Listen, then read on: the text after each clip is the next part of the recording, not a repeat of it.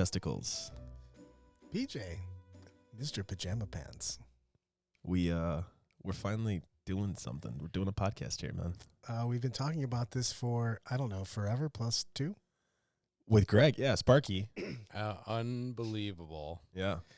I mean, it's taken barely any time whatsoever. You're right. And we almost started doing this last night, but instead we hung banners and drank. Yeah, we had to make the basement look somewhat decent down here. So Well, and the thing is obviously Brad had to go back and get his beauty sleep because It's because I'm a goddamn old man. I love that immediately that is my clip. yeah, no, you definitely did. You had some cat allergies last night too, so you're all puffy. So you look better today though. You look like you got some beauty sleep. I did get some beauty sleep. I got a little bit of beauty sleep, and then I went and fixed things this morning, and it got sad. Yeah. No, but seriously though, we have been talking about this since Serbia? yeah, quite a long time. For Serbia, not just that, not for everybody that knows Yeah. ETC. Yeah. 7 or 8 years ago. Yeah, first Serbia. Wow. First Serbia was 2000. Like 12. 12? All Yeah. it was. Yeah. Something like that, yeah. So we procrastinated. And now the shit out of like things. everyone has a podcast now. Yeah. No, it wasn't Serbia like 2013 because I think What was Poland was right after Switzerland, and Switzerland was 11. Well, it's going on 9 years. So yeah, Yeah. so 2012, yeah. 6-7 years. Yeah. It's been a while. It's Yeah, we were on a bus talking about doing a podcast, and then now we're doing a podcast. So anyways, I was thinking let's talk about Adepticon. Let's do Adepticon. I mean, that's the next one, right? That is the That's next what big I'm tournament. prepping for. So We that's can what talk, Greg's we running. can talk, let's talk about Adepticon. We want to go over team and singles, the prep that we're both doing, and the prep that multiple people are doing, and ideas that we have, and things. I don't know if you guys know this, but there's multiple Adepticon team and championship winners in this building right now. There are. Yeah, There are. Might be just a few. We all have 2 wins in the team tournament. Yeah. indeed. Yeah. And then I think Brad's the only person who's won the overall, like the With the new War Master, format, the new format where they go into the top 16. You've won that one once against Kopak. Mhm. Yeah. And I've With a borrowed army. So prep is important. I don't even He understand. didn't what that even means. bring any models I to don't that ever event. bring any models just- to events. That's implied, Greg. That's implied. Do you actually show up with your own models at events? That seems crazy talk. I don't understand. I actually do put a lot of time in my models. I put a lot of time in my models too. Yeah. Just like my just creating. when I went to takes me a LVO, while. I drove all the way up into Michigan to meet Kramer halfway for him to hand me my army. Solid dude. So Solid dude. Shout out to Kramer. yeah, Kramer's the boss. Yep. He also made the entire army in the color scheme and did tons of conversions. So speaking of conversions, we've always done, my team as far as Adepticon goes, we've always done conversion work. And this year, I think Tony Malave is really going crazy on conversions. We're doing 30K intercessor models fully converted. 30K, the 30K lineup. I don't know if a lot of guys, have you seen this? If a lot of people that are watching this, the 30K line of models, and I'm not even a hobbyist, I think they're very impressive. Yeah, no, they're really, really good. And and what Malave is doing is he's just kind of bit smashing things together, and he's really making them look more like true scale Marines, but with like both an intercessor feel and a 30K aspect. So it's like 30K bits, intercessor size, intercessor feel, but full conversion, almost like a total scratch built model. Now, if somebody was going to ask you right now, Alan, what are your top 3, basically your list of things that made it so that you finally won the team tournament? Now you're doubled up, you're back to back, you're going for the 3-peat. Before, you were still always in the top 4. I mean, every single year for, what, a decade? Yeah, pretty much for a decade. Yeah, top 10 probably for a decade, top 4 several times, yeah. So what do you think for people trying to get in the team tournament and actually do well in the team tournament? What would you think were the things that are maximized? Like, what are the things you need to focus on? Because you can only have so many things that you can do with the time leading up to. And there's a big time commitment for the team tournament. Well, So to do well, to be that person in the top, the top 4 spots, what do you think are the things that you think are the most important? yeah, I think you need I think the number one most important thing, I think, and the reason why we started to win is we have a really good clique of 4 different people who bring different skills to the team, and they're all willing to put in pretty much maximum effort that they're able to do, right? Everyone's got a complicated life, kids and all kinds of stuff going on, but everyone's really dedicated. In the past, we've had some people who have carried more weight than others. I think that's kind of already a slippery slope. It can get dangerous. I think the first part is to get 4 people who click really well. Cool. Yeah. And I think you guys had that in the past too, when you guys had Reoccurring Nightmare and Toolblit to Quit. You guys were like the besties. In the dark ages of 40K, we had the Toledo Powerhouse going on. Yeah. Sam Hanus. Yeah, Sam Hanus. Toolblit to Quit. Yep. Toolblit to Glance in the Pants. Yeah, we had multiple things. We had the same. I would agree with you on that because of the fact that my main focus was on Liz. Sparks was basically the overseer of the other 3 of us. Everybody had their strong points, and then Greg kind of brought everything together. Yeah, that's what you need. I mean, that's kind of how we are. We're somewhat operated very similarly. You need someone focusing on strategy. How's the meta look? How are things working out? What are our lists going to be? How do we meld the meta into the team tournament format as best as possible? Because you're only allowed really at this point in time. Taking any floaters hurts you so much because you just lose so many CP. 5 CP versus 1 CP is a big deal. You can't in the current Adepticon team format. I don't think it's possible to have the strongest build inside their comp score taking any of the outsiders. You can't take any of the extra heavies, the extra fast. Correct. Yeah. I think it hits you twice. That's a good point actually. So you get hit once because you lose the CP, and then you get hit a second time because your comp may be viewed as you're taking advantage of the event, right? If you take 2 Centurion Grav units, you're not only like now having 1 CP instead of 5, you're also taking 2 Grav Centurion squads. I think it'd actually handicaps you more than anything. Yeah. That's just my opinion on that because the CP is so valuable, especially when you're getting such a small amount of it at that. And then taking a hit in points, you basically give yourself less options of things to do in the game, but you also give yourself less options because of the fact that you're so focused now on making up those battle points because you took a comp hit. Yep.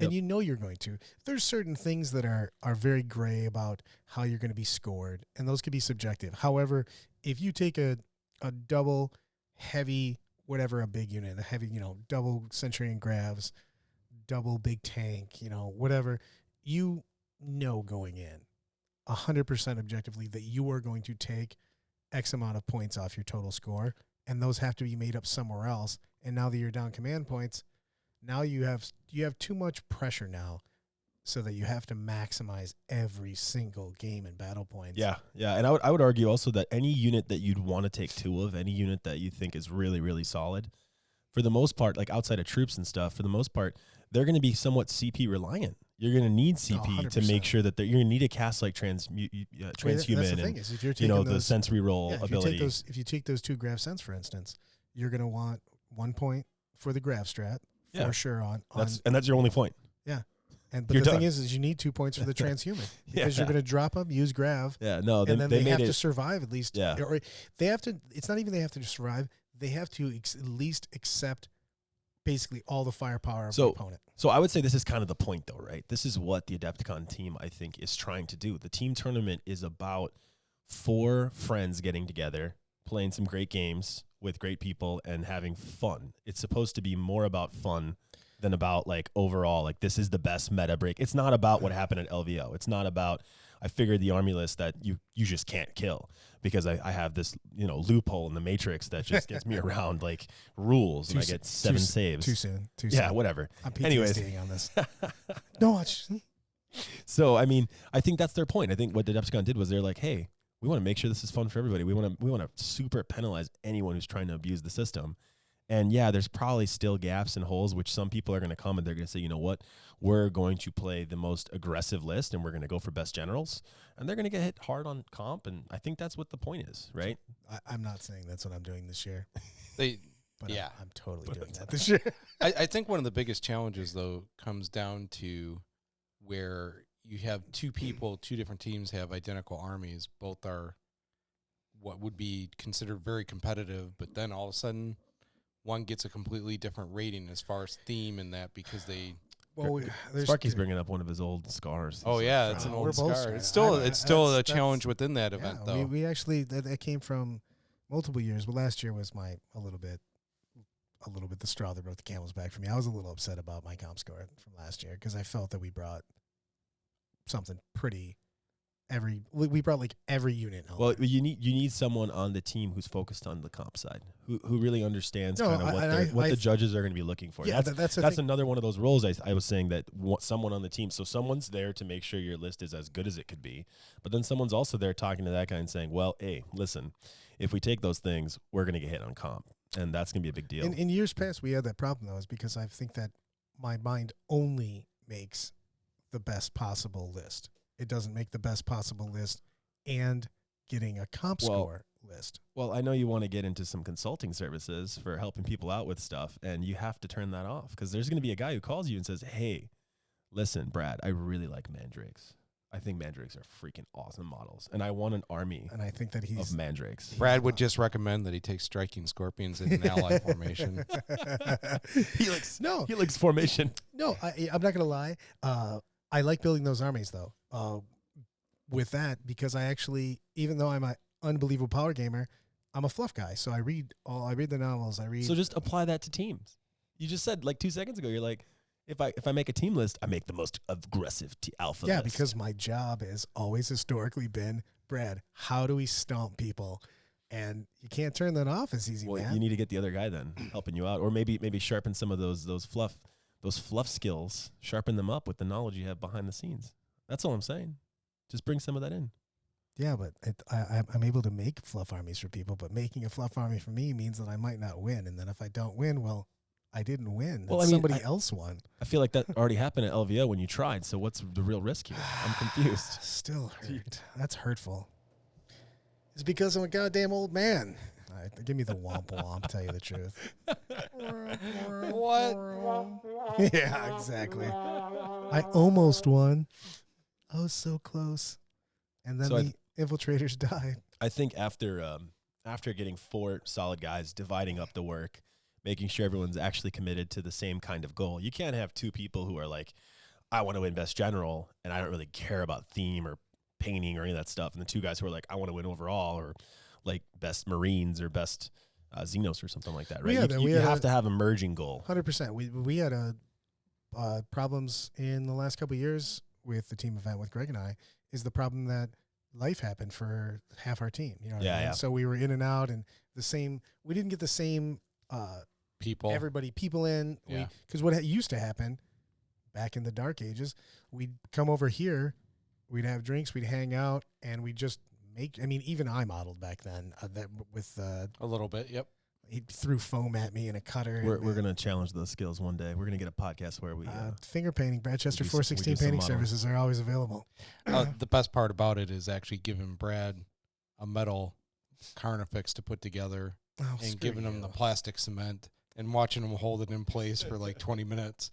I hate all of you people.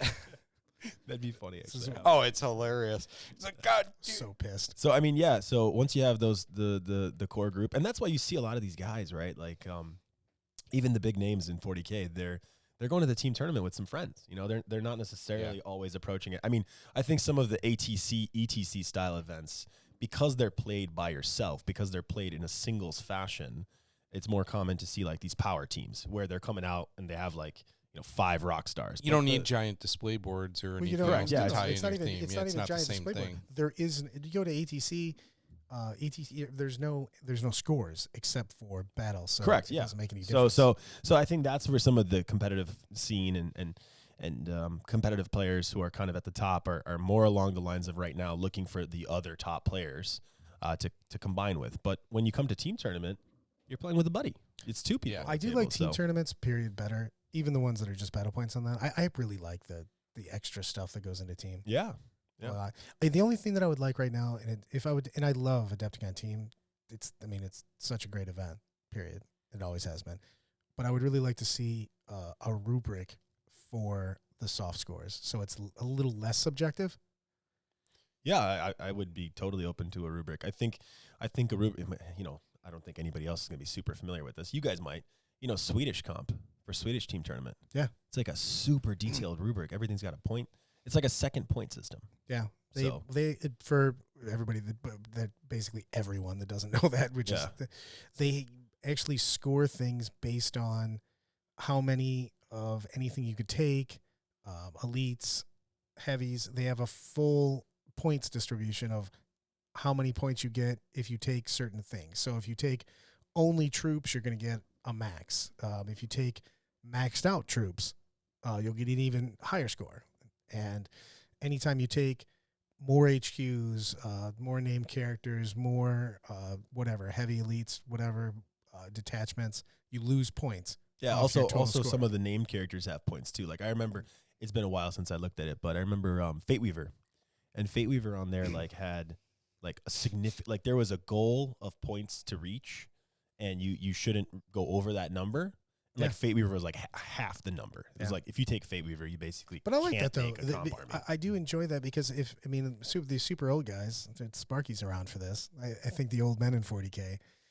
In the old GW Grand Tournament circuit, you had a pre-done comp score based on chaos magic numbers and stuff like that counted as max, but you had to take max troops, and you literally had a checklist of 10 or 15 items of each one, and that was your comp score. You started at 0, and basically if you had multiple troops, you got X amount of points, but if you took other things, you got a minus. So Yeah. it was, I can't remember, was it 30 or 50, Sparks? I think it was like around 50. Yeah. 50 points. It was nice though. I mean, you could gamesmanship the system. I mean, that was back in the day when Eldar, Craft World, Bealtan, and stuff like that. Their elites counted as troops. So there's always going to be a way to game the system. But as a whole, it was nice to know this is what I have as a comp score, and I'd like to see that in other event. I'm not against at tournaments not having more than just battle, because I mean, for the longest time, I mean that's the standard now. Yeah, the overall though was way bigger, but back in the day. Yeah, it was you basically everybody. I And mean, you had I wasn't a rubric for hobbyist. everything. Well, Yeah. I wasn't a hobbyist. I still showed up every time we left the house here. I had my little sheet of why my army exists, your little story. Mhm. You had your display board. Candyland. That was awesome. But I mean, I do miss that, and I'm not even a hobby guy on that, and I do miss the fact that everybody had a display board. Everybody had Yeah, a printed out it was super roster with a important. little Yeah. what your army is, like Yeah. a little summary. I mean, I just to play devil's. I mean, I get the idea of having a score sheet and a rubric for comp. I think selfishly and completely biased, I feel like I get how they do comp pretty well. So I like that it's not on a spreadsheet, so that like I don't think that no one else is really focusing. But that's on the thing is I don't think for instance, I don't think I would. I think like if you and I both made our team armies right now, and I was trying to maximize my comp, I think that you would just get a better score than me. You would, because you have a better, your hands on the pulse a little bit better than I am. Yeah, that's why biasly and selfishly, I hope they never make an actual rubric. I mean, really, I can tell you my approach this year. So I have a very simple approach this year. After we won 2 years in a row, I'm a little worried that we may be, evaluated a little bit harsher coming as the reoccurring champions. Potentially, maybe not. I don't know, but for sure we're gonna have some eyes on us, right?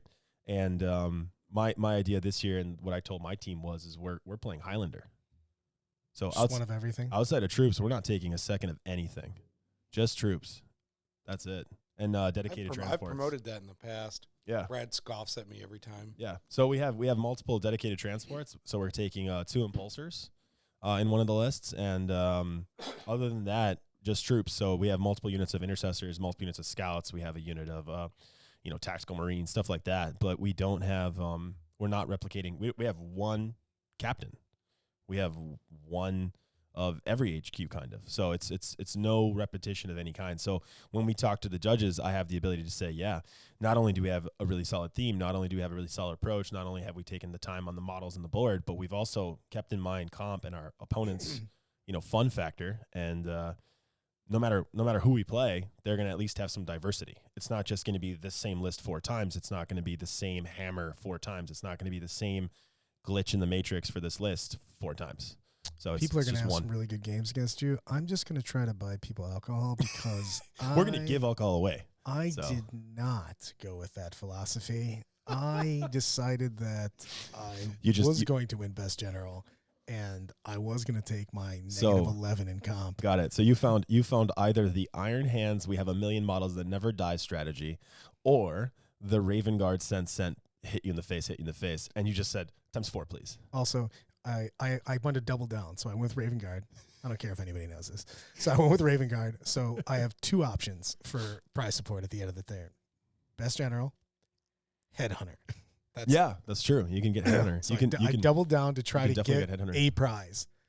Because, Yeah. I mean, on the walls over here, we have, You should- I think Sparks and I have won every literal oddball category from best sportsman to Xenos to We Imperial. do not have a headhunter. We don't have a headhunter though. That's what I was about to say. I think that's the one thing that we haven't. We've been going to team tournaments for the past.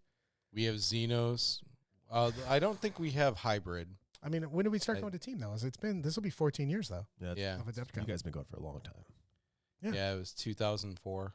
Yeah, I mean, Jesus. it's So been a while. 16 years. Yeah. Back when there was like 20 teams. Yeah. Now let's talk about the history though. We're going to go back to this because I have so much to say on this podcast. Because 1, I like hearing my voice, but 2, You're the only person in the world who's like, I love the way I sound. I do. Everyone else in the whole world is like, man, I sound like I crap. just listened to my Facebook Live on that. I just listened to me again. No reason at all. The Facebook Live where you didn't know how to use your phone. 100%. Yeah. And he totally gets a dopamine hit every time he plays that. Yeah. I'm just, I feel, It's like, wow, but I'm dude, so my cool. health isn't so good. So what I need to do is hear me. And then Yeah. I'm like, Yeah. And then All you right, just feel better. I'm just like, oh man, I feel so much better after hearing my own voice on a loop. I give myself inspirational speeches. Play it back to me. Brad, you're so cool. Man, I'm like, you're right, Brad. That's all you need, are man. f- We cool. could we should put some of those up on Gentleman Gaming. We just like inspirational quote from Brad Inspirational. of the Just day. put it in a loop Dude, and you'll feel better I throughout will the day. literally, you know what? I will start giving those out. I will give Brad Chester sound bites, inspirational quote for the day. Yeah. Like you're about to go to a tournament. What's Brad got for you? Don't suck, yo. Don't suck. Stop sucking, bro. No. Roll No, better.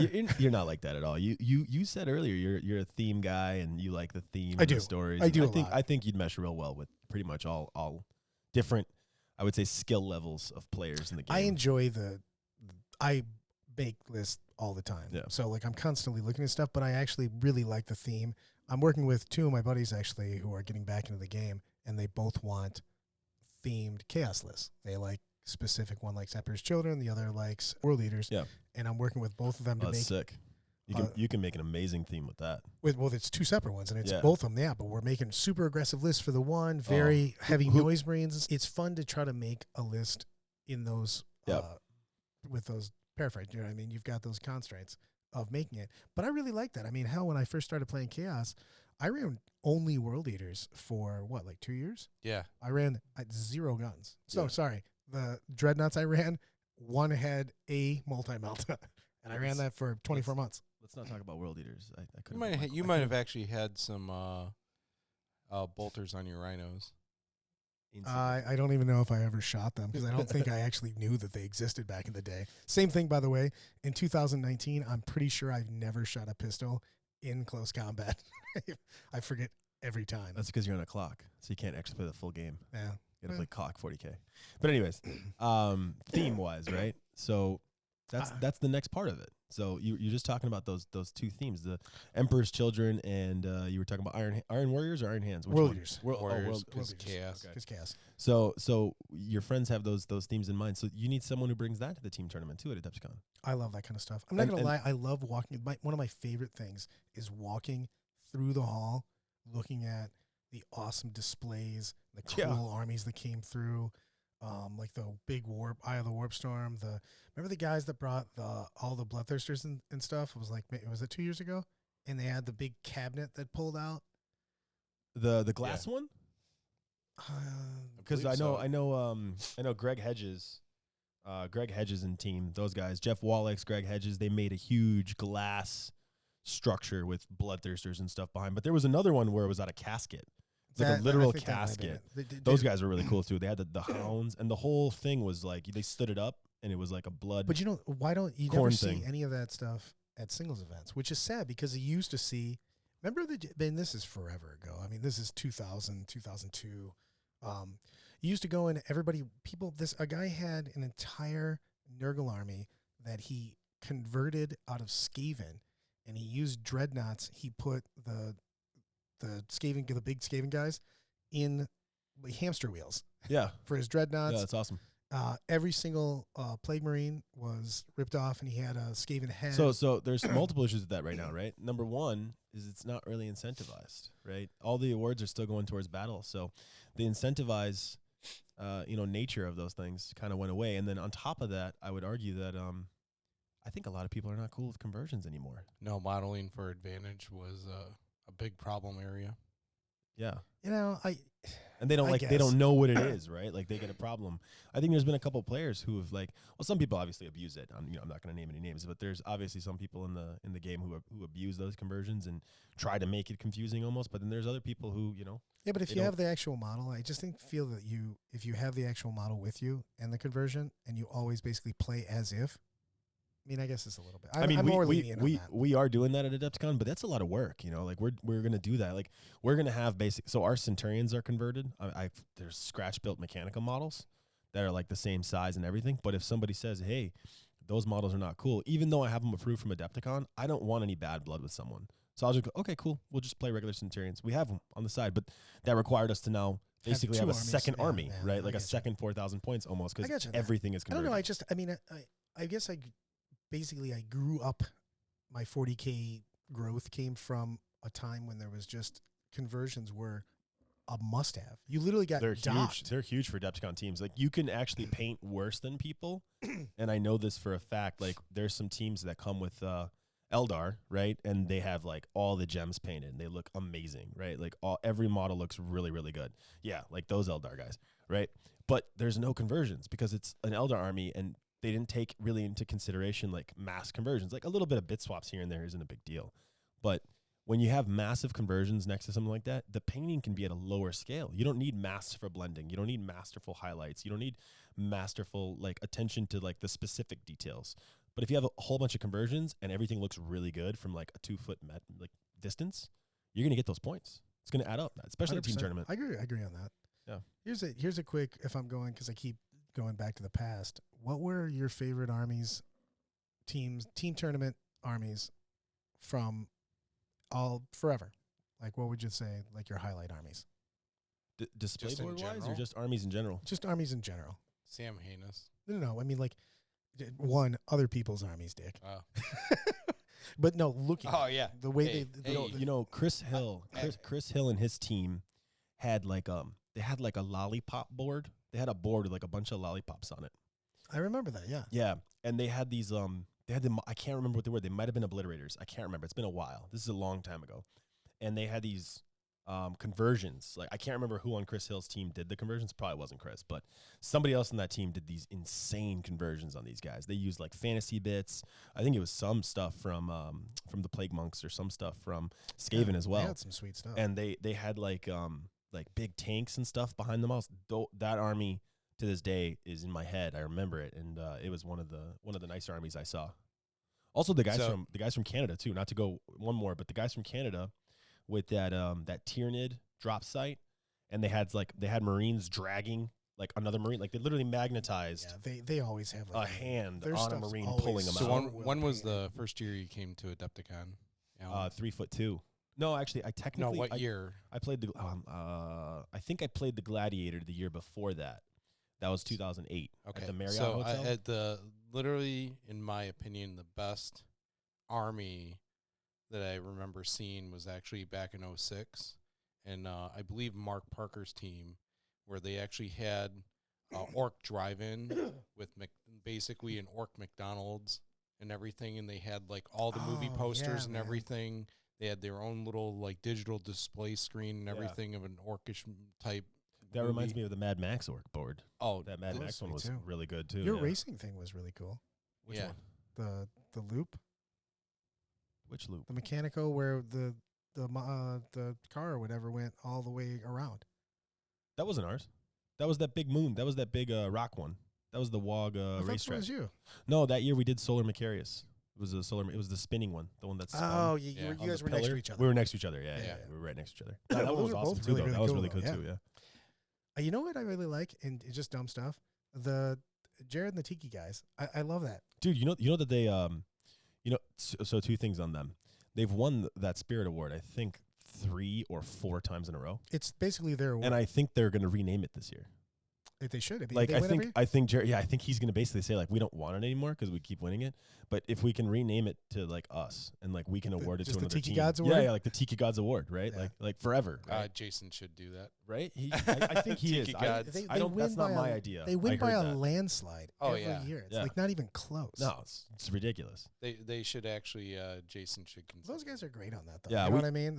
They come every year. They come and have a great time. They've got the Tiki literally expands every year too. Yeah, it's just huge. And we did this similar thing in Chicago when we had the bunker. We used to have that Chicago Battle Bunker with like 80 tables. You know, it was amazing. We had monthly events all the time. And we had an Adeptus Windy City event every month. And this guy named Greg Hedges, who's a really good guy, local, just kept winning sportsmanship like over and over and over and over and over. So we just dropped him. We're like, it's the Greg Hedges Award now. It's not best sportsman. It's Greg Hedges Award. So we did the same thing. It was pretty funny. I do love was it the first year that the Swedes came and they couldn't walk across the street. Yes. It's impossible to walk there. That was the old one where they had to they literally could see the target and the guy from the hotel's like, you can't walk there. That's an impossible walk. Because they had to cross Butterfield and they're like, we've been getting made fun of for more than a decade because they just call us fat and lazy Americans. Yeah, they said Americans are obviously fat and lazy because they think walks are impossible. It wasn't a walk. It was a walk to something you could clearly see was a parking lot away. Yeah, but it was across the highway though. That's why that dude at the hotel. I don't know. That guy was weird. Yes. Yeah. But no, but the first year they came, remember when they brought they were just killing everybody with schnapps and fish at 8:00 in the morning. It was fantastic. Oh yeah, Richard put a guy in the hospital that year. Oh, that was amazing. That guy was huge. No, that was a great story. Yeah. That guy talked. Sorry, guy, I don't know your name, but I do know. Yeah, Richard. I don't know who that guy is. But he talked so much smack that he was going to drink Richard under the table, and then Richard was Richard. Yeah, he just drank all of the alcohol. Yeah, and the other guy drank almost all of the alcohol, and then his body tapped out. Yeah, no, they actually drank the exact same amount until the guy had to go to the hospital. And then Richard was like, "Fine." He's like, "Do you guys want me to do your taxes now?" Or like, what are we doing next, guys? Shaman powers. He's like, I think we should go get some drinks. That's like what Richard said. But yeah, no, that was hilarious. It could be the time that Greg Sparks actually wasn't allowed to go into a club for the first time in the universe. Yeah, because once. So ever. Those for this don't know, Mr. Captain America over here is not the biggest of partiers. No. And he told me, we were in Sweden after ETC, and he looked and goes, we have a plane to catch at like 4 a.m. He goes, I've never been on a plane drunk. And I go, challenge accepted, sir. So we go out with the Swedes, and Daniel and I, Daniel Hesselberg, are notorious big drinkers on that. And so we get pretty lit up, and we just don't even realize how messed up Sparks is. And all of a sudden, we're walking into the basically the latest of the bars that's open, and we hear, you're not going to be able to go in, big guy. He's and like we in both look dimension. and we look at each other, and we're like, oh man, which one of us is getting kicked out? And we look back, and we're like, oh no, Greg Sparks is getting thrown out. Awesome. This isn't even a real thing. And then Daniel stole my shoes because I left them there. Yeah, for a full year. For a full year. He basically was like, I was here. going to send them to you, but they fit super well. So Dude. I just wore them every day. Dude, he still has all my squigs. All of them. He has like 66 squigs from Met Guns. Met Guns aren't even good anymore. He still won't give them He's back. playing in a tournament right now. He should be done. Probably with my squigs, too. Probably. I was saying, be hopefully awesome. he's using your squig. No and he's way. wearing my shoes and begging your squigs. Yeah, of course. Yeah. And the dude's loaded anyways. And you still can't like return shit to poor people in America. So, we it's hilarious. can't walk over. So going back to Adepticon Yeah. for this year, It was a pretty big how setback. far in advance do you guys actually plan your team, like your army? When do you fix your army build? We're not human. My group's not really like normal. So we were talking about playing Marines during the awards ceremony of winning the team tournament. Yeah, but you guys are also legendary procrastinators of the end of your army. We Nobody does more work at the correct. The week before Yeah. the event is nuts. Yeah, so the Swedes came actually. So Tony Malave had heart surgery like last minute, like 3 weeks before Adepticon. So I had to get a replacement last year, and Daniel came by actually from Sweden, and all the Swedes came too to have like their own team, and they got to my house like on Wednesday, before Adepticon. Champs is tomorrow. Champs was Thursday, and they were at my house Wednesday morning, and the entire board wasn't even primed, and I wasn't done building, and like Daniel was like, there's no way that Alan's gonna get this done. Like I came all this way for no reason. Like we have no chance of winning. I should just jump to the Swedish team. Like he was worried. And like obviously I didn't go to the champs and I didn't sleep and I spent like 2 full days of working on it. But this year we're well ahead of the game plan here. No, but when do you finalize your army list? So we That's tough though. We were just talking about that because of the fact that especially nowadays in 8th edition, GW has been really good, to give GW props, on hot fixing and doing balance changes and stuff like that. But the only thing that's bad about that is that when you're doing stuff like team tournament, a change to certain units or legality of certain units, so the way they interact, is a big deal when it comes close to a tournament. Because man, you could have already had that list set in stone months before. Yeah. And now, so to answer Greg's question, kind of what we did was we knew we were going Marines. We had an inkling, like I'm not a play tester, so I don't know anything that happens. But I had an inkling that potentially intercessors would become more important. Primaris would become more important. There was a lot of talk about Primaris Marines at that time. And we all said, okay, let's think about our strategy. So we know we want to go conversions. We know we're going to have Primaris. And we know we're going to have different chapters. Because I thought right away, I was like, if you have the same chapter 4 times, even though thematically that makes sense, comp-wise, you're abusing all of the benefits. Which is funny because it's a theme score, not a comp score. Well, I think they're kind of both. I think No, they're I like know, a but bridge it's of the kind of two. funny. you're pushing the wrong button on Sparks. He might bite you, dude. No. yeah. I think they're kind of a combination of both. And let me add to that, right? So earlier you were talking about your 2 buddies, Emperor's Children and Iron Warriors, right? World Eaters. I don't know. Oh, he's doing World Eaters. I don't know why I keep thinking Iron Warriors. Korn and Slanesh, basically. They're both big on the 2 gods. Okay, so Korn and Slanesh. All right, well, there's not really too much there for me to talk about, so I'm going to go to Iron Warriors anyways. So let's say, for example, you have Iron Warriors and you have Emperor's Children. Now, on paper, you're like, those are 2 completely different armies. It would make more sense if it was just Emperor's Children. And you might be right. You can have a cool theme with just pure Emperor's Children. But if you wanted to combine 2 different chapters, you can find a point in the storyline. Oh, for sure. Where they dynamically work together. I believe actually, I'm looking at one of the books right there. I believe Angel Exterminatus is when Fulgrim actually rose to Demon Prince. He ascended. Yeah, exactly. Ascended, exactly, yeah. And who was right there? Iron Warriors. Yeah, Perturabo was right there. We've done. Yeah. In our team, we've done that multiple times where we actually take a specific part in a story, and we've done that multiple years. Yeah. Yeah. We'll go back to another open wound is when we did the whole Wraithgate with we made a Wraithgate, that huge Wraithgate. Yeah, which the banners there are all from. And, but and Spear of Twilight made also. Spear of Twilight and all that. And then Full Graham size. McNeil told the Adepticon that it wasn't appropriate theme, but yet it was right out of the codex. You guys have a lot of really bad stories. I'm glad you guys won twice. So. Oh, it's surprising that we have won twice. I feel We're still butthurt. Yeah. We have. I have some. Yeah. I mean, we've won twice, but those you have to scroll down to find our 2. Oh yeah, tournament wins. You have to. Yeah, it's back before like. It's been more than a decade now. Yep. Yeah, it's been a while. So. It's been several years. It's been more than 2. Yeah, we had some good years too. So, but anyways, to get those lists solid, we take our time. We try to get the models built and ready to go, and we always make more models than we need because we'll end up like, for example, we were thinking about scout bikes. I was like thinking, man, scout bikes might be a thing. They may be able to move before the game. They might be able to get on top of people. They might have some cool abilities. And we were thinking, oh wow, White Scars and scout bikes now look really good potentially. Like maybe something will change. So we built a whole bunch of scout bikes, and then we were like, nah. So we just didn't use any scout bikes.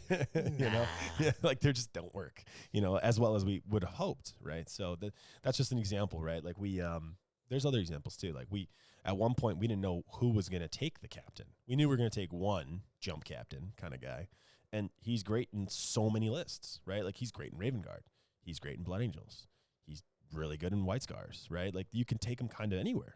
So we made the model, and then we were like, well, the model can't have any glyphs, of like a particular chapter. You can't use any shoulder pads of white scars or anything like that, right? So we had to make like a general 30K conversion model and then figure out where it goes later. That's kind of what we do. So like right now, we're in like prime paint mode. Like the last 2 weeks, lists kind of got solid for the most part. I think lists are sealed. Wow. 2 weeks ago. 2 weeks ago. Okay.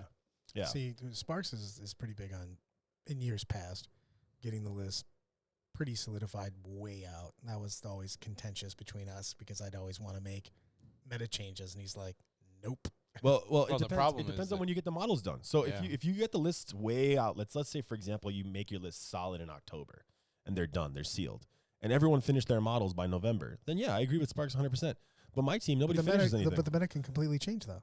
Yeah, but Sparks' point is we've already got the models and we got the list. Right, I understood. both. I've always loved the point if you can get the models. The problem is when you're making changes within the last 2 to 3 weeks, you're making your display board finalized. It was always tough for us to make last minute changes too, because for the longest time, we've got some commission painting, but like forever you were painting Right. most of the army. I mean, Yeah, in we my could- Chaos we could Army, go- I actually had a sheet where I had over 1,000 hours over 2 years Yeah, of course he dedicated. does, right? Did he charge you guys like nickels and dimes on that? Sparks always spreadsheets, bro. Spreadsheet. I did not charge a dime for Yeah. that. Because we didn't get to we didn't get to so, touch the models, basically. My hourly rate is this much, and I love you guys, and your friend discount is this much, and I painted your models, and they took. Oh this no, much. they're not their models; they're my models. Oh, okay. That- I It's mean, Chaos but it's is still amazing. 1,000 hours of No, it's just- time. But the thing is it was hard to make changes because Sparks does so much stuff for Adepticon. As Adepticon Right. gets closer, Yeah, he you has work, no time. You work for the event Yep. too. So yeah. basically, big- what big happened wig. is the closer the event got, the less time he had. So we couldn't make any adjustments. Yeah, Yeah. makes sense. And Brad's 100% right on that. Yeah, so I think if you get, I think if you stay more recent, I like the fact that we sealed our list 2 weeks ago. I think that was a really good time. I think we're solid now. Like we're kind of in the home stretch. that's the closer to the event you Yeah. get your list. The more optimized. Yeah, the it more would be. optimized they can get, and especially if you've been playing that list, but you've made small changes to it, then it actually becomes a great list because it's just optimized list that you're already getting reps with. I don't play anything really. I kind of just show up to the event, not play Yeah, anything. I make you're- mistakes. You're a weirdo. Nathan does that kind of stuff too. I literally don't play a single game. I just show up. I with a actually list. talked to Nathan the other day about that. We were talking just play testing and stuff, and he's like, "I was going to play test, but instead I took care of my baby." And I was just That's like, a legitimate reason. So and I go, can't really I can't really argue. can't with really you argue about with that. that. Yeah. But yeah, so getting them all figured out, in the last 2 weeks was really nice. Everyone's been working on the models for like months. So building them, getting them ready. Now we're painting, right? Now, So- see, Brad, you have to start working on models. I for do. Months. I call people and I ask for the models. Yeah, and we always make more than we need, right? So we're even making models that like have nothing to do with what we're playing with. Right. Just like thematic backup. models. Yeah, no, Yeah. theme models. Oh, theme. They're theme. They're going to be on the display board for theme purposes and We had only that. theme We had that a purposes. couple of times. Couple of times. Yeah. It We, didn't matter. We do that every year. we almost. I'm not gonna lie. We almost screwed that up one year. We had a bunch of models that were for theme in the display. I think it was the Space Wolf one. And when we were divvying out the armies, some of the theme stuff got put on the tray. And last minute before the first game, I had to literally grab units and pull them off. Johnny's, he was literally going to deploy them. And it was just going to be like, we will instantly get DQ'd because you'd be playing with With an illegal list. an Yep. illegal list because you have an entire unit of stuff that was only For for the display. Yeah. Yeah. we're that like, makes sense. no. Yeah, luckily our stuff is usually like Xeno stuff or stuff that like has nothing to do well, with that's the what we're thing playing was with. we had a Xenos, we had a couple Xenos units, but the Space Wolves were fighting the Xenos. So he's going to deploy Xenos with his space No, Wolves? we had an extra unit of Space Wolves, Oh, okay, which were yeah, yeah. just Just- for yeah, the yeah. display. Right. Yeah. We've done that too. We had Tyranid models and everything on there. The other models are Or- easy to see. Yeah, it's a because different they're not part of the army. So. Yeah. Yeah, But so we're the- doing the same thing. So stuff like that, and then you get the person on the team who's focused on the list. You get the person who's focused on theme. You got the divvy up the workload as much as you can based on skill sets on your team. Right. Make sure you guys mesh well. I've had teams where like, I don't know, I have really really good friends in life, and we get on a team and it just doesn't kind of work out. Like we don't divide responsibilities. Some person thinks the other person's gonna do more, and it just never really pans out. Or you make a team with someone who's really good, and you just don't like them. So they're great, but like you just don't want to hang out with them or play with them. So then you Yeah. get there and you're like, yeah, I really wish I didn't put I you on think my that's team. big on any team event, though. It's hard to get the blend of people that want to have as much fun as they can, but also are the best at the game and the hobby. Yeah. That's the same thing for Adepticon, Yeah. ATC, ETC. It is difficult to get the proper blend of people that can get along, Yeah. have a good time, Yeah. and are good at what they do. Yeah, I think some people actually just give up. Some people are so like focused on winning that they will take someone they don't like. I actually know that to be a fact. Like I know Yeah, but that teams sounds like where it sucks.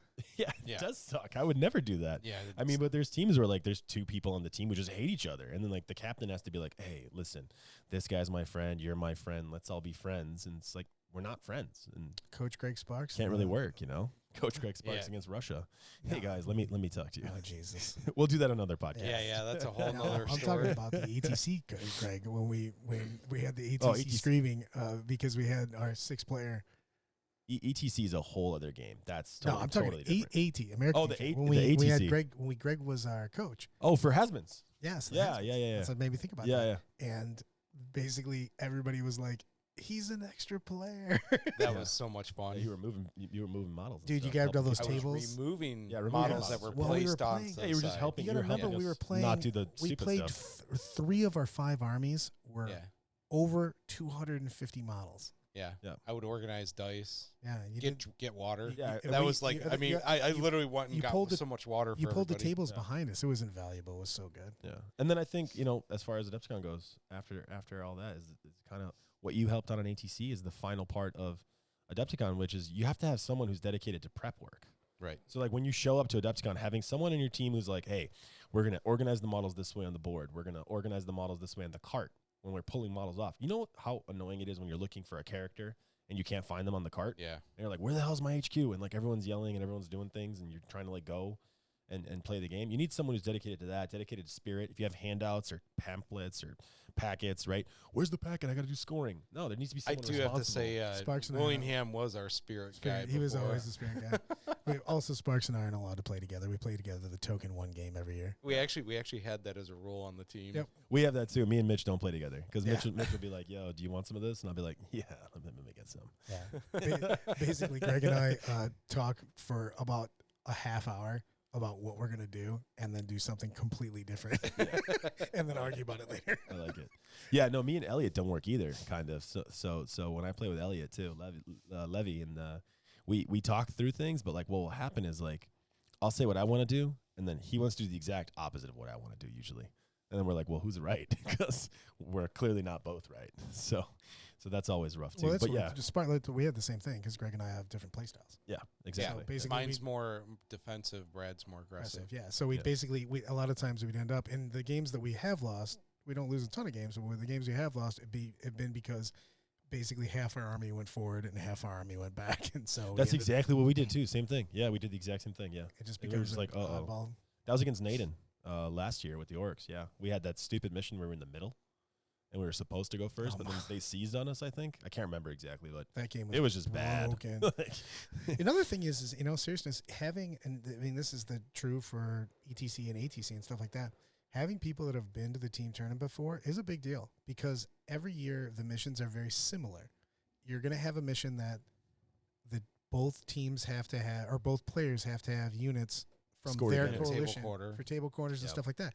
Those are those are team tournament staples. They're going to be in the team tournament. Yeah. But a lot of teams don't realize that if you haven't played a lot in that, because they won't know, hey, you're basically in those missions, one guy is always going to have a bad game because the 2,000 points is always going to focus on the 1,000 points Correct, yeah. of one guy. yeah. The strategy in that game is just to target that one player. Oh, Yeah, pick the player target the weakest player Yep. and take his army. You basically completely say who's got They the can't least score. amount of models, basically. Yeah. It doesn't matter if you can get rid of all of their models except for their one big unit or whatever.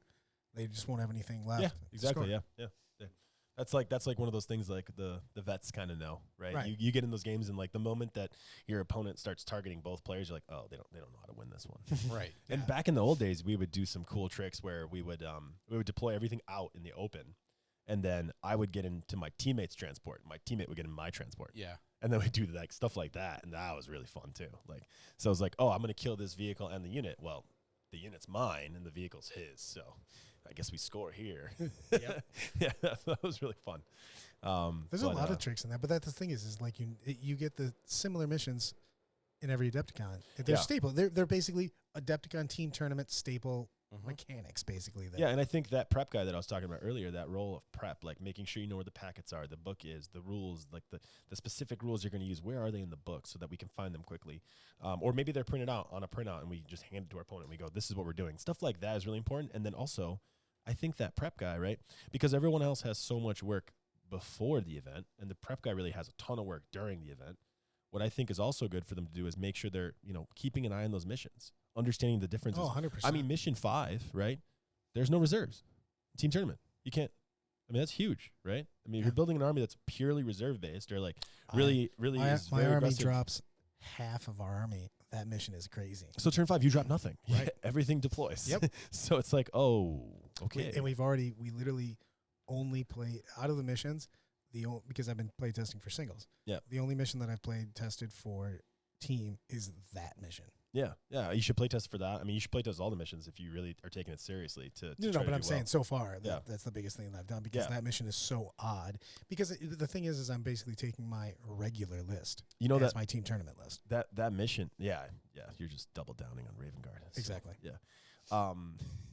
Yes. But that mission actually is not to segue. I know we're not an AOS kind of thing, but that's a very standard mission in an Age of Sigmar tournament. There's a mission called Total Commitment, where everything is deployed. So like if you play a Stormcast army, which is like a heavy deep strike Space Marine list, you're kind of screwed. You're like a walking elite army. So like putting that in the team tournament is really not something new. It's something that's in just a different game that Games Workshop makes.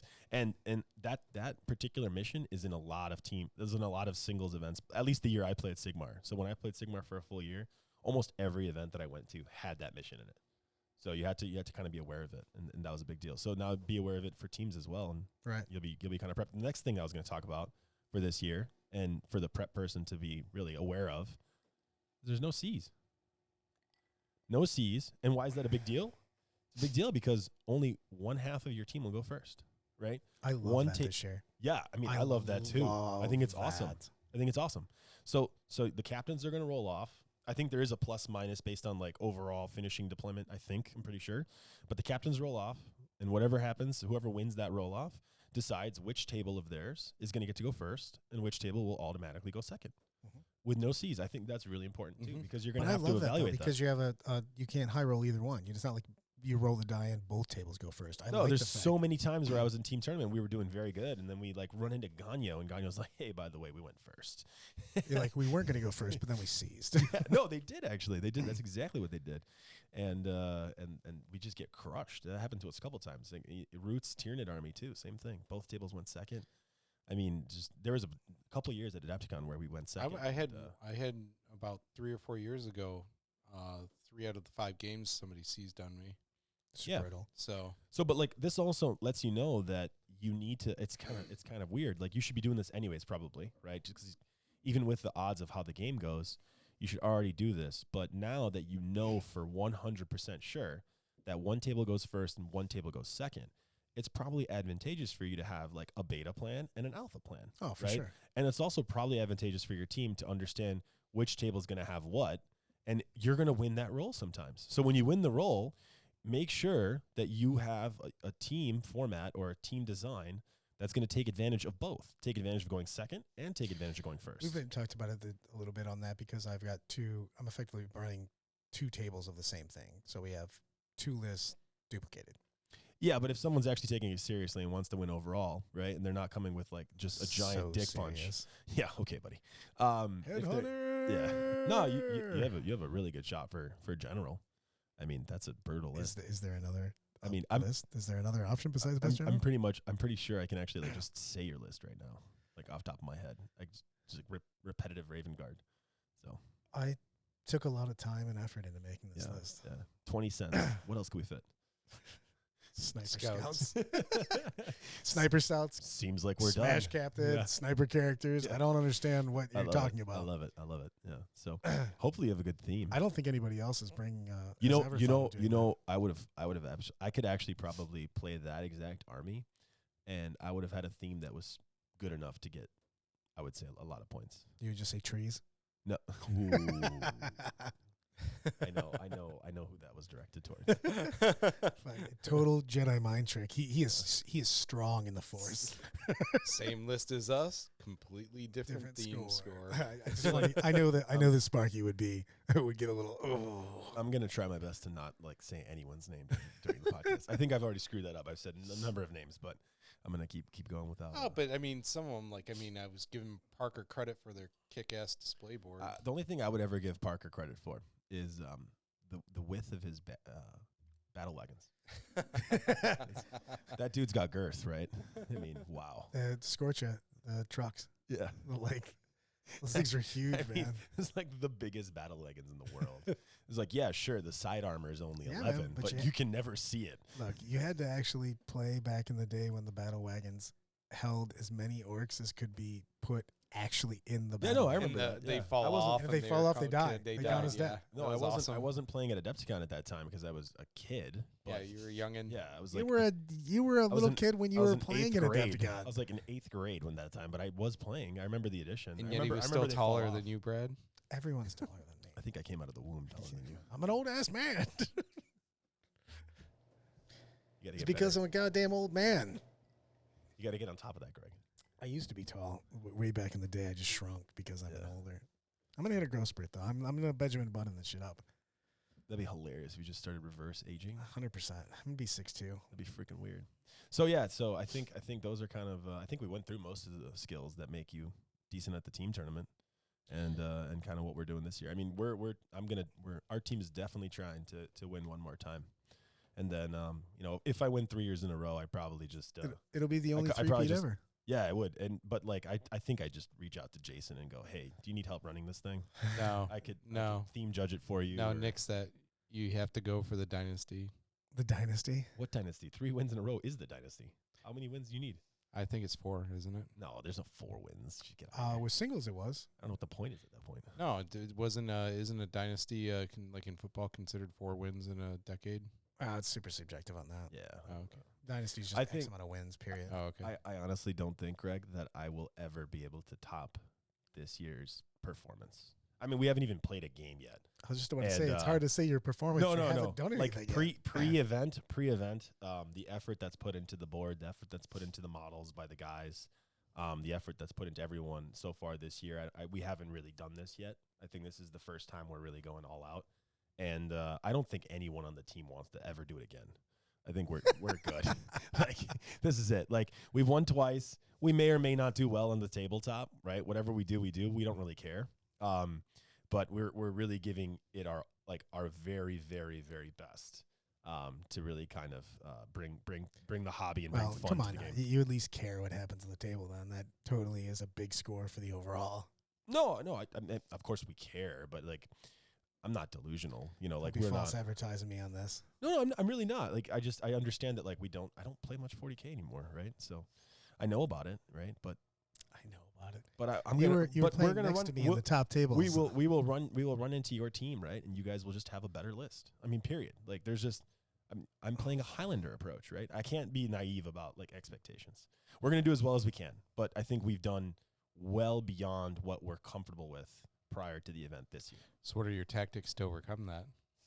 I mean, tactics to overcome that is probably get some practice in. Unlike when I go to LVO or Nova or any other event. Doesn't include any type of alcoholic beverage? It always includes alcohol. But my biggest problem is I basically don't play any games. I just show up to the tournament with my final list that I know is good, and I make mistakes here and there playing it. I make tactical mistakes. I make rules mistakes. I make errors.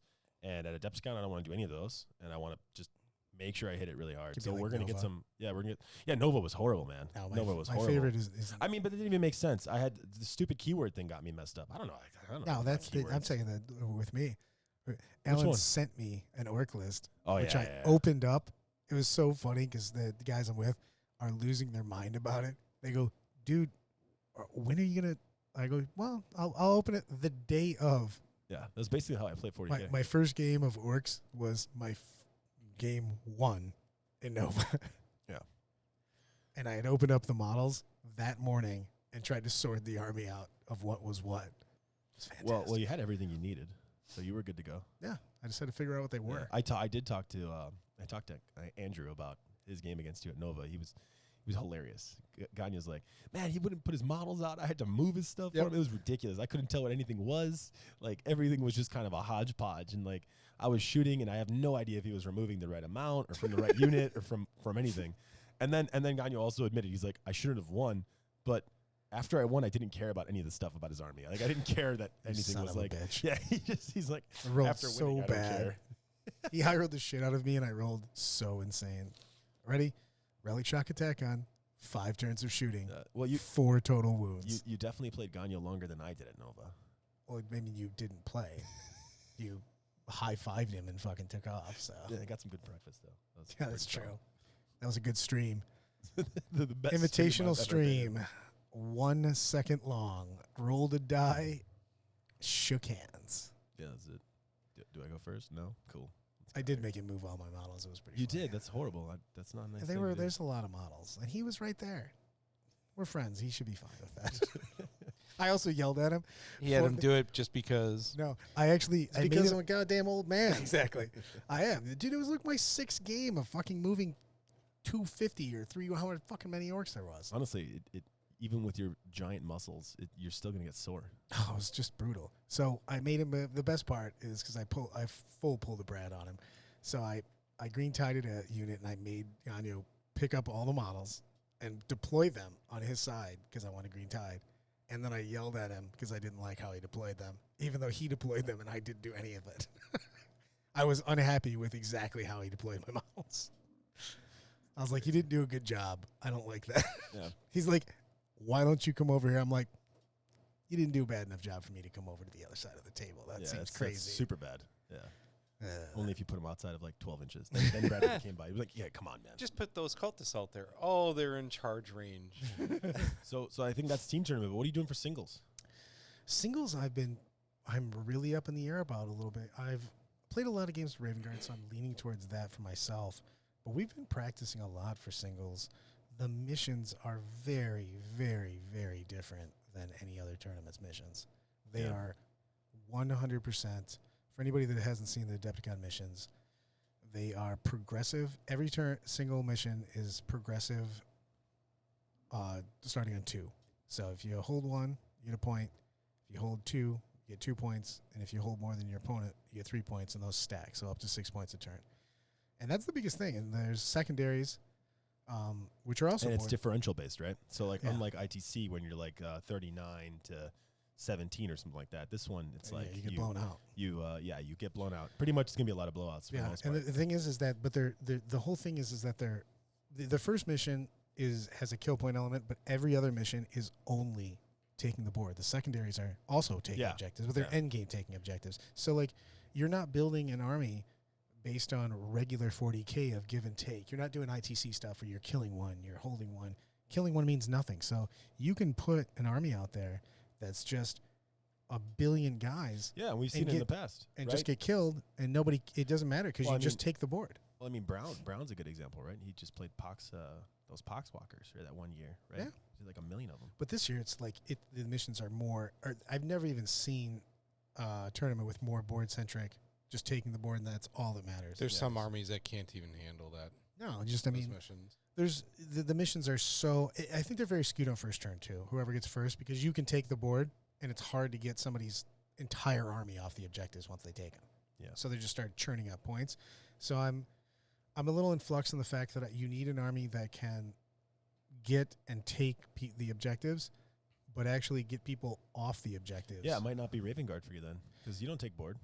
Not really. I take mid. The thing is if I go first, I take the board. The problem is if somebody pushes onto the board with lots of transports, lots of models are actually easier for me, but like lots of vehicles and pulsers, transports, AdMech train, just things that just take the board. Yeah. It's so hard to get those off. And the thing is that even if you get them off, if your opponent scores 6 points on 2, 6 points on 3, and you scored 1 and 1, man, you're down 10 points. So even it's fast. If you start kicking, and these games are only going to go 5 turns. Yeah, instead of 6. I was just going to bring that up. The it's fact that so they're not going to huge. 6. It's super so big. basically, you're down 12-2. Yeah. And then you decimate your opponent's army on the 3. So now and you're top of 4, you're probably not on 3 objectives. So maybe you score 3 points, but the remnants of your opponent's army is going to be in the back too. So they're probably scoring 3 points. Yeah. So you didn't make up any ground, and the game's over. Even if turn 5 you score 6 points and they score 0. You kind of just have to win 3 turns, right? If you outscore 3 turns. If you outscore 3 turns and you enough, have anything left to take the something in the background. Something in the background, yeah. You mathematically cannot be beat at that point in time. Yeah. Or at least the differential will be so small, because remember, it's battle points. Right. It's not win, loss, draw, right? Because I know a lot of people who win 4 games in a row on Thursday, and let's not talk about they don't play Friday because they're not good enough. I don't like you. And then there's other people who max battle points when they play. The last time I played, I maxed battle points on Thursday. I haven't played the singles event for 3 years because I've spent all my time working on the Adepticon display board. Yeah. But this year I will be at the singles. Justice for Brad. That's when I fucking did another. I didn't lose a game for like 2 years on that. Oh, really? Yeah. Jesus. Well, let's talk about the different. I'll give you guys like a little bit. We can crowdsource my Adepticon army, because right now I'm thinking of Raven Guard strong because of the fact that a lot of these board centric armies, Tyranids, Orcs, like somebody just brings a lot of guys, but they also rely on their characters a lot. So sniping out their characters is a big thing. So you can take out those shock attack guns, the Synapse, the whatever guy's doing, the Daedalus, the AdMech. It's just different people that are going to bring a lot of models. Yeah. And you want to get rid of those. Those are a big thing. So Raven Guard is that. Taking Centurions with Raven Guard, big thing too, because I have Hurricane Bolter. I have just like the volume of shots to get somebody off those objectives and then assault them. But then I'm also thinking, well, speed. So basically something similar to a couple of the Alveolus, like Shockman took, Naden took those spear-heavy, super fast armies. Like you can come out and surround transports and stuff like that, as opposed, because like a common thing that I was having trouble with and just testing is you push your impulsors out as fast as possible and you put them 3 inches away from the objective, so that even if that impulsor gets blown up, you now get out 3 inches away. They can't consolidate into you, and you're on the objective. Well, here's what I would say in terms of vehicles. So you're talking about impulsors and surrounding vehicles and how that's a good strength to have in your list. I would argue that with the new IG, you might not see very many vehicles. I mean, I don't think top players will be bringing too many vehicles outside of those artillery vehicles, because they're just going to be blown up impulsors. Yeah, but that's, you have to go. A lot of people that just came out. So I was actually talking about the other day. I was weighing the options, because I think that IG is going to be really big in another month or two. But all those new things just came out, so I don't know if people are going to have tuned into that. So that you have to really roll the dice on what the meta change is going to be from something that just came out. I think all that flat 3 damage that's coming out of that Psychic Awakening book, and all of the extra buffs that they're getting with all these regiments and the Mana Core with 12 shots. Yeah, come on. Hitting on twos, yeah. Rerolling stuff. It's crazy.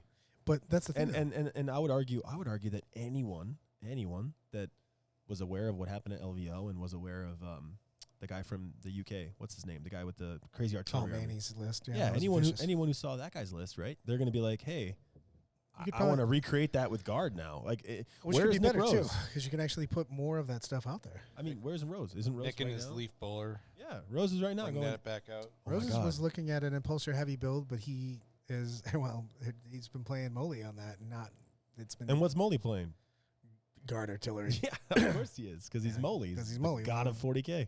And he loves the artillery. Yeah. But the artillery is a smart choice. It's just, but you have to be able to beat those. Even though that's a good counter to that, I still have to be able to beat that list if it's put in front of me. I understand that, but I think you can. I don't think you need to look for those skill sets necessarily. I think you can play around that just off of player skill, because I think some of the higher player skill players are gonna. Sure, but those missions are so hard, dude, and that because you can if you've played the missions at all, if you get the board and take it, you can get just destroyed and still win the game big. Yeah, but what I'm arguing is I just don't think. I think you can have other ways to deal with those vehicles, not necessarily focusing on the vehicles. That's all. Well, the other thing is I actually looked at an Iron Hands like just intercessor build, similar to what like the Siegler and those guys took, but I wouldn't take the Leviathan and stuff like that. I would just take more guys. Yeah. Well, I mean, I'm assuming that any day that's getting patched. I just have an assumption. Well, they were not looking happy at that. Yeah, and That was- I also think that no, even if it gets patched, Oh no, they were looking at, especially my game of this is at the very end when I put 100 and something wounds on the dreadnought and like 6 or 7 mortals, and it just went nah. yeah, no, and I think Adepticon too. I mean, I don't want to speak for Adepticon, and I don't speak for Adepticon, but They already said that you can't take they above and beyond what might happen with GW. They've already ruled you can only take the Feel No Pain from basically one Feel No Pain. You don't get 2. oh, they did say that already. They Oh, already okay, ruled that. cool. All right. So that's not going to Well, be a I thing. also think that if GW were to release something, let's say in the next 2 weeks or something, even if we're past the deadline, I don't know when the deadline is, but even if we're past the I think they deadline, would still accept it. I think they'd still accept it. Yeah, Yeah. I think they definitely would.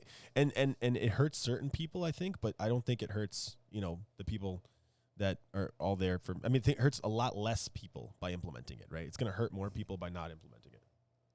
I think that you. We have a No one's secret. posing for the picture here. We have like a secret camera. Mrs. Sparks is on over another here side. giving us a little bit of mojo. We're gonna get that. We're gonna edit that video in, I guess, later. Exactly. Yeah. It'll be a side cam. Yeah. The, Behind the scenes. No, but like I really like the board centric look of that. I actually thought about doing because I don't really care about the Iron Hands like super strat is really really strong. Okay. Yeah. But I'm actually thinking of like an Iron Hands with just like 2 or 3 units of dropping with Raven Guard. Like what kind of Raven Guard? Like basically Like doing just character sniping Raven Guard? Or no, are you talking not at about, all because you sense? wouldn't get the bonus. Yeah, Just yeah, Raven you Guard. lose the bonus. 'cause So, you're but not I'm talking there. about just dropping Right. some. I'm deep striking some Centurions. Yeah. With like a smash cap, Okay. and doing like a Vanguard or something like that. Sure. And then, but basically taking 1,500 points of just Iron Hands dudes, just with Pharaohs, taking a 5/5 Feel No Pain. With Yeah, a just 5 like I don't die, I walk all over the board. I Well, have that's a all you bunch want to of do. wounds. That's all you're trying to do is take the board Yeah. anyways, and that's a great army to take the board. But they also have the ability because intercessors just get a decent amount of attacks. I mean, they can punch people. Yeah, to death. man. Ever since those changes with Marines, I just look at my orcs and I'm like, man, you guys suck against Marines Well, now. that's the thing is they just hit them. Those Can't like exchanges, charge. crazy. Yeah. It's like, oh, how do orcs win? Well, we wrap everyone. Well, You're you like, can't wrap cool, I Marines will anymore. Punch my way Oh, out of yeah. it. Five Marines will scouts. just fight their way through it. Yeah, it's Oh, crazy. 100%, dude. Plus, you've got guys with rerolls and stuff like that. And the thing is you actually lose that battle with the Iron Hands because they're getting their save and a 5-up Feel No Pain on a 2-wound guy. You might just bounce off. You know what I mean? If you don't have good enough AP, and they get the 5-up invuln anyways. Pharaohs gives that good bubble. So even if you get really high AP attacks, like you get like Centurions or something that normally would give no save. Yeah. You know what I mean? Stuff Yeah. like that. But you're getting 5-up invulns with 5-up Feel No Pains. It's just you can literally take damage that no other army can take and Yeah. just go through it and just still take all those. And those guys are all upsack. So I'd like to do something that's a very potential. I'm leaning a little bit towards that. And who's making all these models for you? Because I know you don't have any of this. I have a ton of that. Oh, I you also do? have yeah. I keep going to different tournaments just to specifically to get prize support because I basically play 40K hobo ways. I basically only can field what I win, or if people give me models. Whoa, that would be an awesome like yearly event, right? Like we go to, think about that. Like we have to go to a tournament at the end of the year, right? Whatever you win, that's the race you have to play for the next tournament, and you have to play with every model you won, right? Plus you can add whatever you want, but you can't ally. I would have no problem with that unless it's a because what part. I usually get is trade slips. Yeah. So I just buy whatever I want. I get whatever I I want. like that idea. That's a good idea. Oh, it's a terrible idea. I like those kind of bets. we had to do that one year where we had to play Dark Elder. Yeah, at, the team Screw tournament. you. Remember the team tournament bets? We used to have team tournament bets. Yeah, that Yeah, was terrible. we- No, that was amazing. Dude, we won. was And not. the next year we had to play Dark Elder before Dark Elder had a real book. Sounds like you guys should have did better at losing.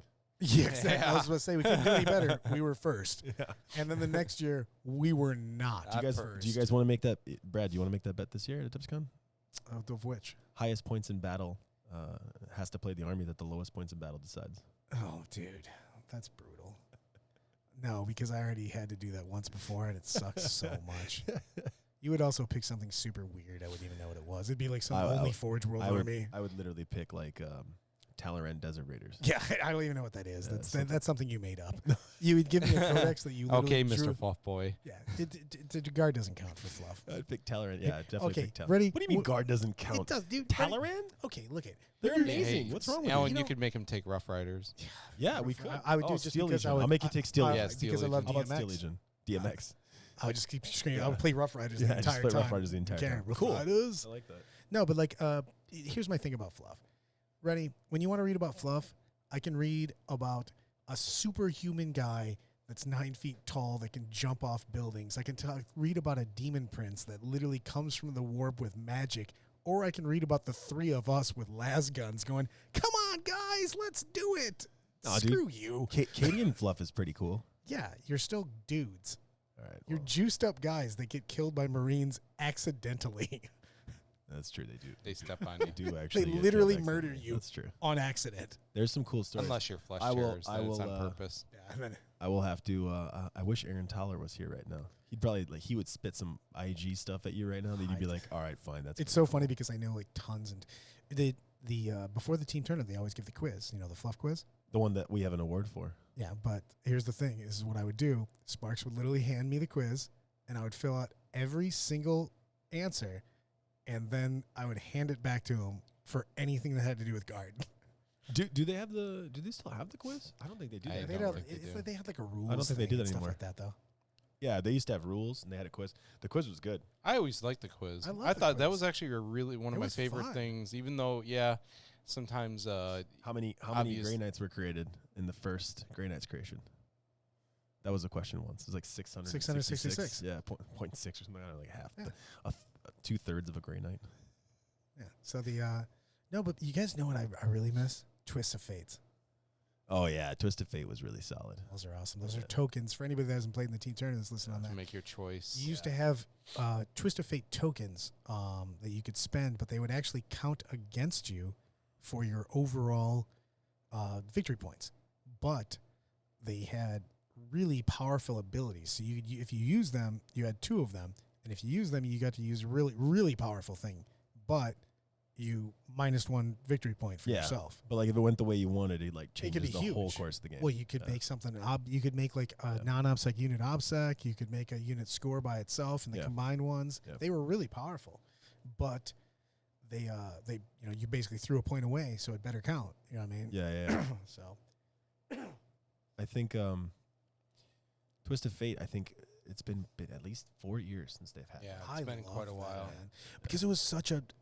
I love things that have give and take. That's why I like the ETC style of missions where they have Eternal War, Maelstrom, and kill points because everything And has they're a, capped too. Yeah. Yeah. well, which is everything good. has a give and take though, and it's also differential. So Yeah. every point that you get is a point that's taken away from your opponent. So like, I want to take this objective, but I'm for sure going to get killed. So is that taking that objective worth the 1 point that I'm going to give away for my opponent? For him killing me? Or do you just take it later in the Yeah, game? or Yeah. maybe maybe taking that objective is the only time you're ever going to take that objective, and maybe it's your Maelstrom card. Take objective 5. Maybe you're never going to get that again. So is that 1 point worth a kill point? And I like the fact that there's give and take on that. That's why I don't like the simplistic. I like the being able to have to make tactical decisions during the game. I think that's a lot of fun, and I think that the better players really appreciate that. Having to make the more decisions you have to make, I think the better person's gonna come out victorious a lot. I mean, there's Yeah. dice rolls. Dice rolls are always dice rolls. You know what Yep. I mean? Sometimes you roll 1s, and sometimes your opponent doesn't. Sometimes you roll all 6s and just come out. Like Nanavati's with me. He just tells me to roll 6s. Old Warp Storm days. Yeah. Those were good. Just be lucky. Yeah, just be lucky. You don't have to be good. Or Just roll 6s. I mean, you'll just win all the time. I mean, our local game store guy, Daryl Dean. Yeah. He literally fielded Terminators for a while because might have sacrificed one of his children to the Dark Gods, and he would just roll 5-ups. So he would just deploy Terminators in the open and just go, good to hear, and just keep going forward. You're like, that's not a real strategy. He's like, seems to be working for me. Yeah. Well, I mean, you're gonna have a ton of rolls if you go with the Iron Hands list. You have your save, your feel no pains. Yeah. Well, I like that though. I mean, anything that gives me statistically more dice to roll, I just think I hate rolling Balances just out over time. Yeah, that's the thing though. Is if you only roll a few dice, you're gonna have highs and lows. If you roll a lot, if you roll that bucket of dice, they're gonna give you the bell curve. So everything averages out. So it'll usually works itself out. Yeah. When you only roll a few dice, you're rolling a las cannon here, a melt-a-gun here, a big save. You know Yep. what I mean? You get spiky, Yep. and I don't like that. I'd rather just have consistency. I like Miracle Dice, so that's what I'm going to probably be playing some Assist some more sisters. sisters. Yeah. Because why roll dice when you could just use a die that you rolled a half hour ago? Yeah, that's even better in my opinion. It's like, oh, by the way, I rolled a 6 earlier, so that's just going to be Yeah. your damage. Have fun. I need to make And, this 12-inch charge. There you go. Yeah, exactly. Yeah, so I think I'm going to play sisters for singles. Sparky, what are you playing for singles? Are you playing singles? I'm not playing anything this year. No. Just helping with the back end organization. Of Finally, we finally convinced Oh, man. Sparks it's that going to run on a clock this year. Adepticon Sparks is crazy. He's like spreadsheet times 2 Sparks. Oh, wow. I had to be. He's so brutal in it because he's running around everywhere. It did become brutal in playing in the. He used to play in the champs and the team, and I thought that was terrible for a while. That was just brutal for you Yeah. because you literally would leave 70% of your games at some point in Imagine- time in the game. It was just crazy. Imagine if you played in Gladiator too on top of that. Could you have done that? Was the Gladiator same time as the champs always, or was the No, No, it was, Gladiator was Sunday. It was always champs team tournament at Gladiator. Yeah. And then eventually when the champs became big enough and the Gladiator saw its time, it decreased and we got rid of Oh yeah, team tournament was only a Saturday event. it. It was. at one It was point. only Man, Saturday. that was a while 4 ago. games, I believe, on Yeah, Saturday. Yeah, 4 games on Saturday. It The was smaller. championship finals. The No, top and six- actually I stand corrected. It was Gladiator champ or Gladiator team champs on Sunday. Yeah, no. Yeah. There was the team was It was done the on top. Saturday. The top championship, the top 16 was on Sunday, and the Gladiator was on Sunday also. Yeah, so if Right. you didn't make the top 16, Correct, which you played in is Gladiator. a ton of people. Well, see, Right. they didn't They can even. all This play was Gladiator. when I was talking. The Gladiator was. This was before they even had top 16. Gladiator was done Gladiator on was Friday done night, Friday night. and that was 4 games. Team was 4 games Saturday, and it was 3 champs on Sunday. Yeah, I did the Ironman once at Nova. At Nova, I did the trios, the Invitational, and the Open, all in the same week. That was probably the most I've ever played. You can't do that anymore. Invitational and the trios Yeah, are the same day. I think that's done now. Yeah. Yeah. Yeah, Because I played the trios this year. it's hard to track that. But if you did that though, Kramer they gave you an award. Kramer convinced me that instead of he convinced Rose and I that we should play in the trios with him instead of the Invitational, and it's the best decision I've ever made. We had such a good time. I mean, it helped that we won, but also it helped that I consumed all of the alcohol. Yeah, the trios is so much fun. I did it with Bill Souza and Troy. Well, I played. and we had. I we played had an awesome Kelsey's time. team. Turn round 2. This is a good story on this. We start the game. Kelsey pulls out a bottle of rum. This, by the way, this is what, like 10 in the morning or some shit. Yeah, you always sound So- really. So he pulls out a bottle of rum, pours 2 glasses of rum, and then pulls out what he was trying to make was rum and Coke, and just didn't bother. He goes, why mess up the rum with Coke? Here's a Coke though, if you want to drink it with your rum. Yeah, So like on we- the side. Yes. So we drank a glass of rum, and then I became Brad. Was this Kelsey? Kelsey Haley. Yeah. Yeah, I basically, and then I became Brad. I kept telling people I was a time traveler because I kept blacking out and waking up at different times. So I just told everybody I was time traveling. I had almost the exact same story with Kramer at Nova too. Same thing. It- But we were drinking his moonshine. Oh, Like those God, like that stuff mason was so jars of good, moonshine. yes. Yeah, that was delicious. He did the same thing. He had the moonshine. He poured it in a glass. He's like, I mean, if you want Coke, you can have some. but I don't put any Coke. We in had it. a great. That was a great event. I give Brant props on that. The Nova ran really well this year. It was a great event. Yeah, it always ton of I fun. mean, I didn't go this year, but it usually runs well when I go. So. Yeah, it was, the trios is a great event. I recommend it. This is the first I time mean, I played. that's kind of the next. Oh no, you know what? We should talk about BAO next time. I haven't been. That's Yeah. the one tournament I've been to. Well, I think that's technically the next one after Adepticon. Yeah. I believe it's moved now, right? It's It's really close after Adepticon. yeah, I think it's May. Yeah, it used to be in August, Hey, come on. July. No, Hey. it used to be in July. Jamie, find that out for us. Yeah, Oh, Jamie. okay. What Yeah, are you I'll doing, go Jamie? do that search. Um, Well, you have the BFS team tournament in April. yeah, Yeah. yeah. Well, I know that's that one. what- I know one's that's- not the same size though. BAO is like a Well, 9 round. well, I haven't been on that because that would be Britt's birthday, and she basically said she would shank me in the kidneys if she would, and your kidneys are already really bad, so Exactly. you don't need a shank there. That'd be horrible. Yeah, she basically said, because I was going to play with Kurt, and he was like, hey, I want to play in this. I go, yeah, that sounds great, Kurt. I And have a picture of Kurt that I took off the internet, which sounds really creepy actually. so you were stalking Kurt Yeah, about I'm it? stalking Kurt, right? You know that $10,000 tournament, whatever, the pro game tournament in Atlanta.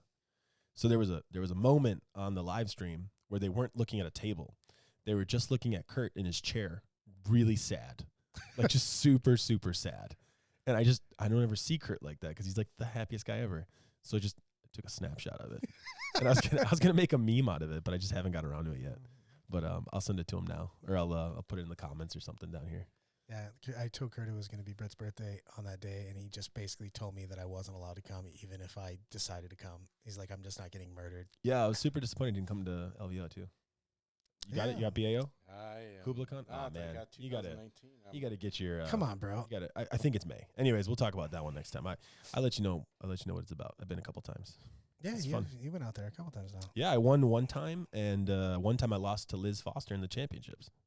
Yeah. I got second, yeah. May 22nd through the 24th. There you go. Yeah, so it is the big, I think it's the very big one. next thing after Adepticon. Yeah, I think it's like Adepticon, then BAO, then I think, I know WarGamesCon is in July. BFS has a pretty decent turnout June. though, for that. Yeah, BFS has a great turnout too, yeah. Actually, the guys over at BFS do an amazing job. I went out for a tournament with Bill Souza and Mike Kaiser, and we did the team trios event. Yeah. It was awesome. So much fun. It was an ATC style 3-man event. I Sean really Naden actually ran it. I think he's doing it again. Yeah. It was perfectly run, good price support, really good area too. There was like food real close by. I think that the tournament circuit is really starting to pick up. Attendance is way up. There's just more people at every event. Yeah. I'm just curious if GW is going to get involved. I hope so. I mean, we'll see. They have a presence at all these events. I mean, Greg, you've had GW guys have been really supportive of, being at tournaments and stuff like that, and just kind of giving their, we're happy that you're running these big tournaments and stuff like that. Yeah, they've increased their support for events 20-fold over the past few years. I just like the fact that you have people from GW that are coming to basically support and, answer small questions, basically say, be excited about upcoming products and stuff like that. They're just involved with the community now, and it's nice. Well, and if you guys, anybody that's out there that's coming to Adepticon, I highly recommend you sign up for the GW preview event on Wednesday night. Yeah, that's a big deal. 8 to 10. That's just like free? Yep. Oh, wow. Just they're doing announcements. It's like they're doing announcements. Like what's coming out it's going to be pretty significant. I'll 100% be working on my display board. You should come. You should work on your display board inside the room. You should bring stuff to work on while you attend the event. I will try. I'll try, Greg. I want to make Debbie do it. Do not. There is no try. All right, I think we covered Adepticon pretty good. Anything else you guys want to bring up? Talk to people about? I'm looking to see if we can register for BAO. Yeah, you can register for BAO on KublaCon. I think actually you get a discount if you do register before the end of the month. Opened up in November, so I don't know if it's sold out. That's what I'm checking. No, it's not sold out. BAO is not sold out. You're good. You can register off KublaCon. I mean, I don't think so. I registered. I don't know if I'm gonna go, but I did. Oh, you did register? Yeah, I try to buy tickets for like every event that I think I could potentially go to. Yeah, and then I'll like sell it to someone else or refund it if I don't go. Cool. So because I like it. San Francisco's nice. So yeah, stuff and things. Yeah, win that belt. I hope they rename the belt. Actually, on a side note, final note, I hope they rename that. But they have like the belt of Russ as the trophy for BAO, and I hope they do something to like rename it as like Jeff's belt because he's the last one to win it. Oh, that's true. Yeah, they should. I think they will. Those guys are great about that kind of stuff. So, well, I'll end with my now catchphrase of roll your dice in the open, play by intent, 40 key Santa will bring all your Forge World dreams.